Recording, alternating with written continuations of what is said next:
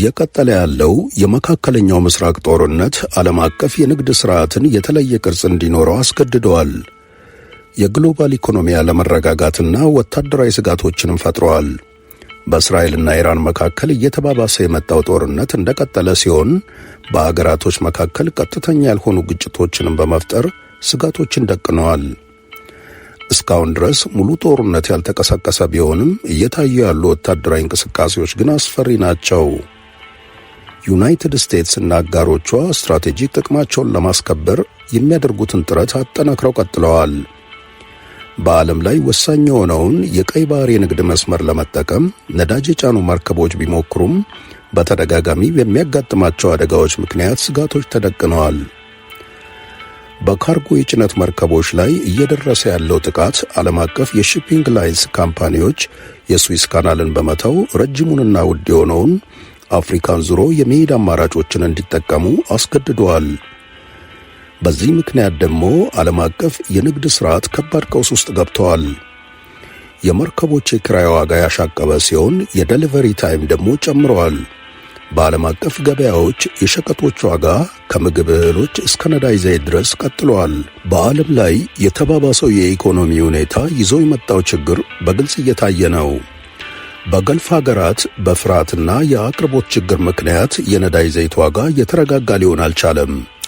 ለአፍሪካ ሀገራት ከቀን ወደ ቀን እያደገ የመጣ ችግር ሆኖባቸዋል። የነዳጅ ዘይት ከውጭ በሚያስገቡ ሀገራት ላይ የኢንፍሌሽን፣ የኑሮ ውድነትና የሀገራት የገንዘብ ዋጋ ደካማ መሆን ግፊት ውስጥ ከቷቸዋል። የፋይናንሻል ማርኬት ገበያው አደጋ የተጋረጠበት ሲሆን ኢንቨስተሮች፣ ባንኮችና ታላላቅ የገንዘብ ተቋማት ችግሮችን ለመከላከል ወደ ኋላ ማለትን የመረጡበት ወቅት ነው። በዓለም ላይ በተደቀኑ አደጋዎች ምክንያት አለመተማመን ጨምረዋል። ባለሀብቶች ያላቸውን ገንዘብ ላለማጣት ጥንቃቄን እየመረጡ ነው።